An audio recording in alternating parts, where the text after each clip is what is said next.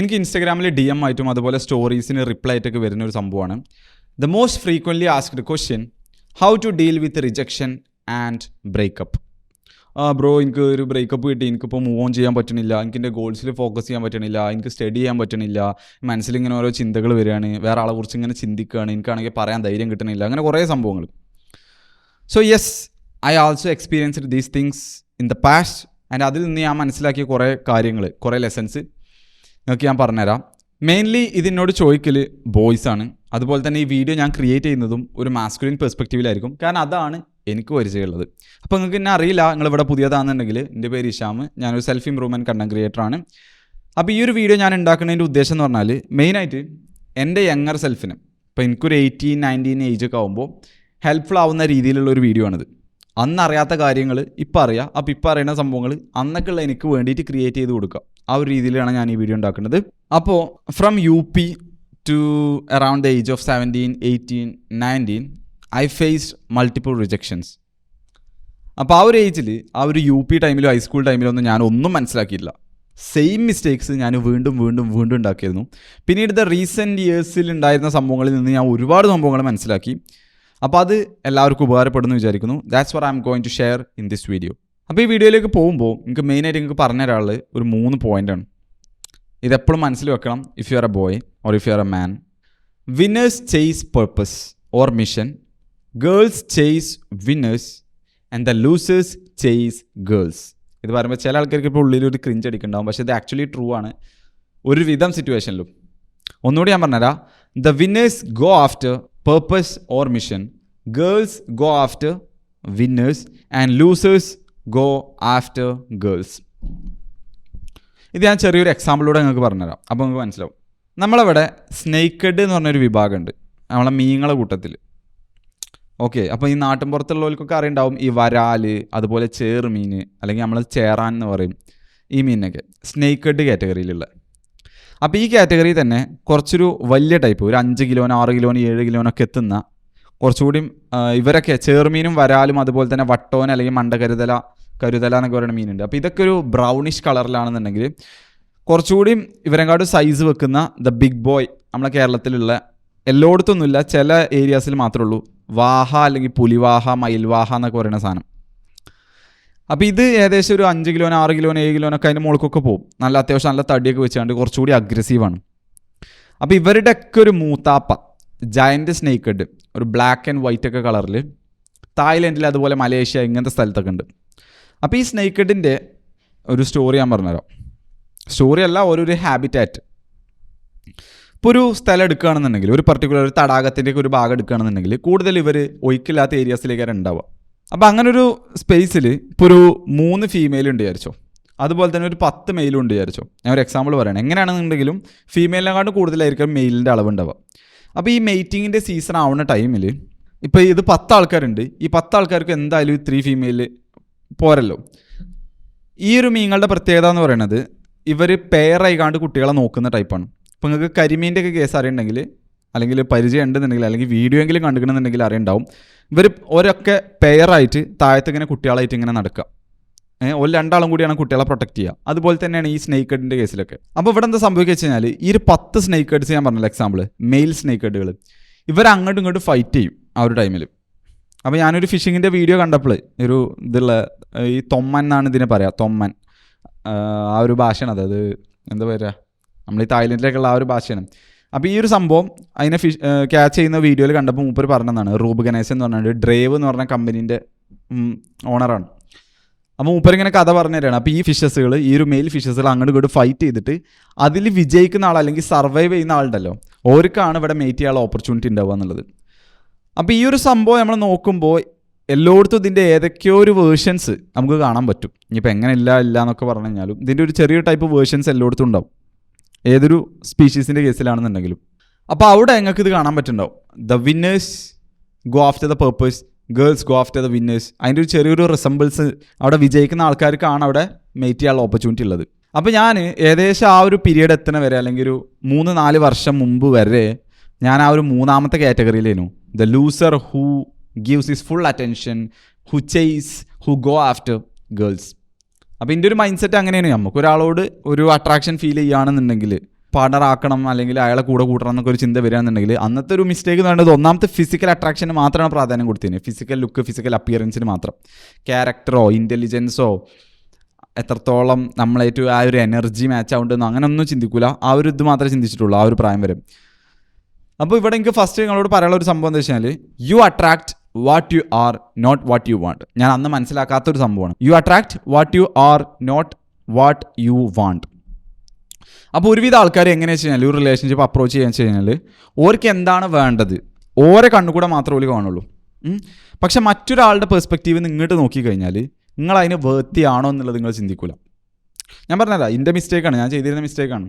അപ്പോൾ നമ്മളെന്ത് ചെയ്യും, നമ്മളെ വിലയിരുത്തില്ല. നമുക്ക് എന്തെങ്കിലും പറയത്തക്ക എന്തെങ്കിലും ഉണ്ടോ, അച്ചീവ്മെൻ്റ് എന്തെങ്കിലും ഉണ്ടോ, അല്ലെങ്കിൽ എവിടെയെങ്കിലും എത്തിക്കണോ, അല്ലെങ്കിൽ കാണാൻ ലുക്ക് ഉണ്ടോ, അല്ലെങ്കിൽ ഡ്രസ്സ് ചെയ്യാൻ അറിയോ, അല്ലെങ്കിൽ നല്ല ക്യാരക്ടറാണോ, ഒന്നും നോക്കില്ല. ജസ്റ്റ് ഇങ്ങനെ ആലോചിച്ചു, എനിക്ക് അയാളെ വേണം, അയാൾ നല്ല ലുക്കുണ്ട്, അയാൾ എൻ്റെ ജീവിതത്തിൽ വേണം, അല്ലെങ്കിൽ അയാൾക്ക് നല്ല ക്യാരക്ടറാണ് എൻ്റെ ജീവിതത്തിൽ വേണം എന്നുള്ളത്. പക്ഷേ നിങ്ങൾ അയാളായിരുന്നെങ്കിൽ നിങ്ങളെ ഇപ്പം നിങ്ങളെ ഈ ബോഡി അല്ലെങ്കിൽ ഈ ഒരു ആളുണ്ടല്ലോ, നിങ്ങൾ അയാളെ പെർസ്പെക്റ്റീവിൽ നിന്ന് ചിന്തിക്കുകയാണെങ്കിൽ അയാൾ പാർട്ണറാക്കാൻ ചാൻസ് ഉണ്ടോ? അങ്ങനെ ആരും ചിന്തിക്കില്ല. That's the problem. അപ്പോൾ ഈ ഒരു സംഭവം ഞാൻ എൻ്റെ കഥയിൽ നിന്ന് തന്നെ പറഞ്ഞുതരാം. എൻ്റെ ഒരു അവസ്ഥ എന്ന് പറയുന്നത്, ആ ഒരു ടൈമിൽ, ആ ഒരു 18 വയസ്സൊക്കെ ആവുന്ന ടൈമിൽ ഞാനൊന്നും പ്രത്യേകിച്ചൊന്നും ജീവിതത്തിൽ അച്ചീവ് ചെയ്തിട്ടില്ല. എൻ്റെ ഫേസൊക്കെ ആകെ ആക്നെ ഇങ്ങനെ വന്നുകൊണ്ടിരിക്കുന്ന ടൈമാണ്. ആ ഒരു 19ാമത്തെ വയസ്സൊക്കെ ആകുമ്പോഴാണ് ഞാൻ ആകെ മുഖം ഫുൾ ആക്നെ ആയത്. ആ ഒരു ഇതിൽ സ്റ്റാർട്ടിങ് സ്റ്റേജാണ്. ആകെ പറയത്തക്ക ഒരു അച്ചീവ്മെൻറ്റ് എന്ന് പറയുന്നത് +1 +2 കുറച്ച് മാർക്ക് ഉണ്ട്, പക്ഷേ അതൊന്നും വലിയ കാര്യമൊന്നുമല്ല. വേറെ സ്പോർട്സിലോ അല്ലെങ്കിൽ ക്ലാസ്സിലത്തെ ഏറ്റവും അടിപൊളി ചെറുക്കന്മാരുടെ കൂട്ടത്തിലോ അങ്ങനെ അറിയപ്പെടുന്ന ആളോ അങ്ങനെ ഒന്നുമല്ല. ഒരു ബേസിക്കലി പറയുകയാണെങ്കിൽ ഒരു നോ ബഡി. ഇപ്പോൾ കുറേ കൂട്ടത്തിലുണ്ടെന്നുണ്ടെങ്കിൽ ഇന്ന ആരും കാണാതെ പോകുന്നൊരു സിറ്റുവേഷൻ എന്നൊക്കെ പറയുമല്ലോ, അതേപോലെ ഒരു നോ ബഡി ആയിരുന്നു. പക്ഷെ അതേസമയം എനിക്ക് ഇഷ്ടമുള്ള ആളെന്ന് പറയുന്നത് was very good looking, good character, ഭയങ്കര നല്ലൊരു പേഴ്സണാലിറ്റിയാണ്. പേഴ്സണാലിറ്റി ക്യാരക്ടർ ഒന്നാണ്. അതുപോലെ തന്നെ നല്ല ഫെമിനിൻ എനർജി ഉണ്ട്. അതുപോലെ തന്നെ ഒരു പോയിന്റ് പറയണം, അത് ഞാൻ ഒരാളെ പ്രൊഡക്റ്റൈസ് ചെയ്യുക അല്ലെങ്കിൽ ഒബ്ജക്റ്റൈസ് ചെയ്യുകയല്ല, പക്ഷെ അത് ഉള്ള മാതിരി പറയണമല്ലോ. She was high in demand. കാരണം ഇപ്പോൾ ഗേൾസിൻ്റെ കേസിലാണെന്നുണ്ടെങ്കിൽ ഗേൾസ് ഈ പറഞ്ഞ കാര്യങ്ങളൊക്കെ, ഈ ഫീച്ചേഴ്സൊക്കെ ഓൾക്ക് ഉണ്ടെന്നുണ്ടെങ്കിൽ, അല്ലെങ്കിൽ ക്യാരക്ടറിസ്റ്റിക്സ് ഒക്കെ ഓൾക്ക് ഉണ്ടെന്നുണ്ടെങ്കിൽ, ബേസിക്കലി ഓരോ അറ്റൻഷൻ ഗെയിൻ ചെയ്യാൻ അല്ലെങ്കിൽ ഓരോ പാർട്ട്ണറാക്കാൻ ഉദ്ദേശിക്കുന്ന ആൾക്കാർ കൂടും. ആണുങ്ങളുടെ അല്ലെങ്കിൽ ബോയ്സിൻ്റെ എണ്ണം കൂടും. That's A true fact. ഉള്ള പോലെ പറയണമല്ലോ. അപ്പം അങ്ങനെ ഒരു സിറ്റുവേഷനിൽ ഞാനൊരു നോബഡി ആയിട്ട് പോലും ഇയാൾ ആഗ്രഹിക്കാൻ പാടില്ലായിരുന്നു എന്ന് ഞാൻ പറയണില്ല. പക്ഷേ ഇവന്തോ ഞാൻ എന്നെ കൺസിഡർ ചെയ്യണമായിരുന്നു. എനിക്ക് എന്തെങ്കിലും ആവണം, എന്നാലേ ഇപ്പോൾ ഞാൻ അതിനൊരു വേർത്തി ആയിട്ടുള്ള ഒരാളെന്ന് പറയാൻ പറ്റുള്ളൂ. നമുക്കൊന്നും ഇല്ലാതെ നമ്മൾ അങ്ങനെ ആഗ്രഹിക്കണതിൽ അർത്ഥമുണ്ടോ? അതാണ് you attract what you are, not what you want. ഞാൻ ചെയ്തിരുന്ന മിസ്റ്റേക്കുകൾ എന്താണെന്ന് വെച്ച് കഴിഞ്ഞാൽ, ആ ഒരു ടൈമിൽ, ആ ഒരു പീരീഡിൽ ഞാൻ എൻ്റെ ഫുൾ അറ്റൻഷൻ, എൻ്റെ ഫുൾ എനർജി എല്ലാം ഞാൻ അയാൾക്ക് വേണ്ടി കൊടുക്കുമായിരുന്നു. എപ്പോഴും ചിന്തിക്കുന്നതും കാര്യങ്ങളൊക്കെ ഓലെ കുറിച്ച്. അതുപോലെ തന്നെ I believed in shitty Hollywood movies.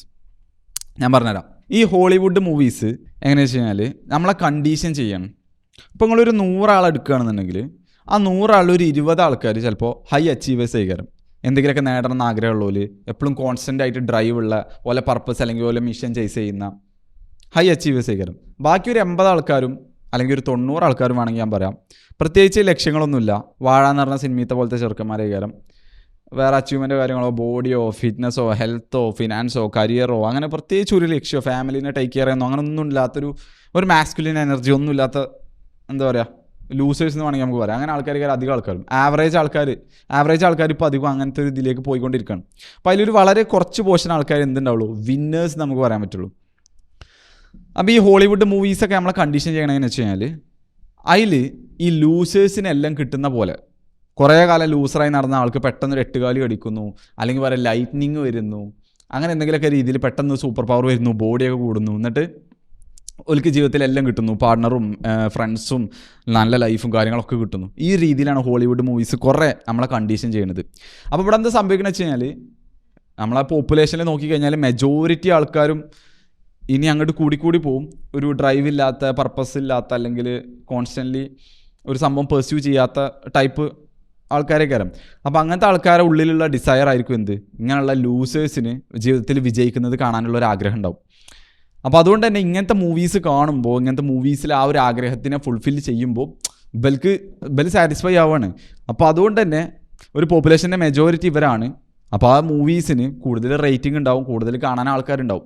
അതേസമയം വിന്നേഴ്സിന് മാത്രം എല്ലാം കിട്ടുന്ന രീതിയിൽ, ഒരു കോളേജിലൊക്കെ നോക്കുകയാണെങ്കിൽ അതിൽ ഏറ്റവും ടോപ്പായിട്ടുള്ള ഒരു 5 ആൾക്കാർ അല്ലെങ്കിൽ കൂളായിട്ടുള്ള 5-10 ആൾക്കാർ ഇവർക്കാണൊക്കെ കിട്ടണമെന്നുണ്ടെങ്കിൽ ഇവരെ ലൈഫ് എപ്പോഴും അടിപൊളി, ബാക്കിയുള്ള ലൈഫ് എപ്പോഴും ഒരു ഷിറ്റി ലൈഫാണ്. ഓരുടേതൊന്നും സിനിമ ആക്കിയില്ലെങ്കിൽ ഇത് കാണാൻ ആൾക്കാർ കുറവായിക്കാരം, അതുപോലെ അറിയാം. പക്ഷേ റിയൽ ലൈഫ് അങ്ങനെയല്ല നടക്കുന്നത്. ഓരോ നിങ്ങളെ അറ്റൻഷൻ കിട്ടാൻ വേണ്ടിയിട്ട് അല്ലെങ്കിൽ ആൾക്കാർ കൂടുതൽ കാണാൻ വേണ്ടിയിട്ട് അങ്ങനെ ഡിസൈൻ ചെയ്യുന്നു. ആ ഒരു ഡിസയർ സാറ്റിസ്ഫൈ ചെയ്യുന്നതിലൂടെ പോലെ റേറ്റിങ്ങും കാര്യങ്ങളും ആൾക്കാർ കൂടുതൽ കാണുന്നു. അപ്പോൾ ഞാനും ആ ഒരു കണ്ടീഷനിലൂടെ പോയതുകൊണ്ടായിരിക്കാം ഞാൻ അങ്ങനെ ചിന്തിച്ചിരുന്നത്. ഫസ്റ്റ് ആ UP-യിൽ ഹൈസ്കൂളിലൊന്നും മിസ്റ്റേക്സ് ഒന്നും ഞാനൊന്നും പഠിച്ചില്ല. നമുക്ക് ലേണിംഗ് വരെ എപ്പോഴാണ് ലേണിംഗ് എന്ന് പറഞ്ഞ സംഭവം നടക്കപ്പോഴാണ് സെയിം സിറ്റുവേഷൻ ഡിഫറെൻറ്റ് ബിഹേവിയർ. അതായത് ഒരു വട്ടം നമ്മൾ തീയിൽ തൊട്ടു, അപ്പോൾ നമുക്ക് മനസ്സിലായി എന്ത് ഇത് തൊട്ടാൽ പൊള്ളും എന്നുള്ളത്. പിന്നെ 2ാം വട്ടം നമ്മൾ തീ കണ്ടാൽ തൊടാൻ പോകില്ല ചെറിയ കുട്ടിയാകുമ്പോൾ. അപ്പോൾ അതെന്താണ് സെയിം സിറ്റുവേഷൻ ഡിഫറെൻറ്റ് ബിഹേവിയർ, നമ്മുടെ സ്വഭാവം നമ്മൾ മാറ്റി. അതുപോലെ തന്നെയാണ് ലൈഫിൽ ഏത് സംഭവം ലേണിംഗ് നടക്കുക. അപ്പോൾ ഫസ്റ്റ് UP-ന്നാണെങ്കിലും ഹൈസ്കൂളിൽ നിന്നാണെങ്കിലും ഒക്കെ ഈ ഒരു സിറ്റുവേഷൻ ഉണ്ടാകുമ്പോൾ ഞാനിങ്ങനെ സെയിം ബിഹേവിയർ ഇങ്ങനെ റിപ്പീറ്റ് ചെയ്യുന്നു. പിന്നീടാണ് ഇപ്പോഴാണ് ഡിഫറെൻറ്റ് ബിഹേവിയറിലേക്ക് മാറിയത്. ഇപ്പോഴാണ് ലേണിംഗ് ആക്ച്വലി നടന്നത്. അന്ന് അങ്ങനെ ചെയ്തതിൻ്റെ ഒരു റിസൾട്ട് എന്ന് പറയുന്നത് എന്താ വെച്ച് കഴിഞ്ഞാൽ ഞാൻ വെറും ഒരു നോട്ടിഫിക്കേഷൻ മോട്ടിവേഷൻ മാത്രമായിരുന്നു. ഞാൻ ഉണ്ടാക്കിയൊരു ടേമാണത്, നോട്ടിഫിക്കേഷൻ മോട്ടിവേഷൻ.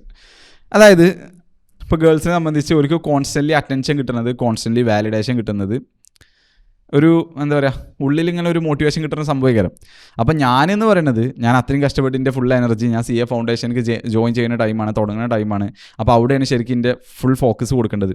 അപ്പോൾ അവിടെ ഫുള്ള് ഫോക്കസ് കൊടുക്കുക, എൻ്റെ അറ്റൻഷനും എൻ്റെ എനർജിയൊക്കെ ഞാൻ ടെക്സ്റ്റ് ചെയ്യാൻ വേണ്ടിയിട്ട്, അതുപോലെ ഡബിൾ ടെക്സ്റ്റ് ചെയ്യാൻ, ഒരൊറ്റ മെസ്സേജ് അയക്കും എന്നിട്ട് കണ്ടിട്ടില്ലെങ്കിൽ വീണ്ടും മെസ്സേജ് അയക്കും.